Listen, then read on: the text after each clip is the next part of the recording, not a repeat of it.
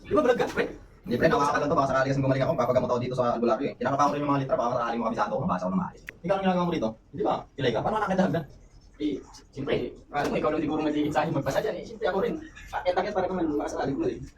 Ayaw na tayo dito, pre. Sana gumaling tayo dito pre. Sana tututukan mo lang yun ang sinasabi ng kaibigan ko eh. Ano eh, marami na napagaling na may sakit dito eh. Galing daw mga bilang Kaya nga pagaling itong mata ko pre. Ilang taon na ako hindi nakakita to eh.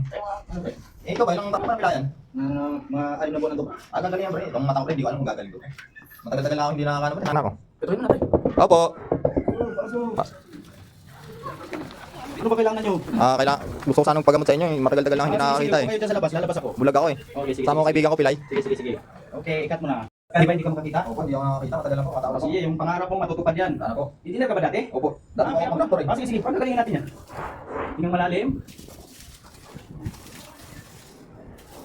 A few moments later. Malalim yung salamin mo. Magaling ko. Nakita ka na. Oh, ano nararamdaman mo? Pre, nakakita na ako pre! Lord! Oh my God! Ano? Dito masakit? Saan ba? Pilay mo dito? Dito lang? Dito. Mali lang yan. Mahalagang expert tayo dyan. Yan. Ganyan lang yan. Sigurado bang Ay, nakakita nga yung bulag eh. Aba, ligas na to. Yan. talaga naman? Kaya mo, tumayo ka. Oh, ano nararamdaman mo?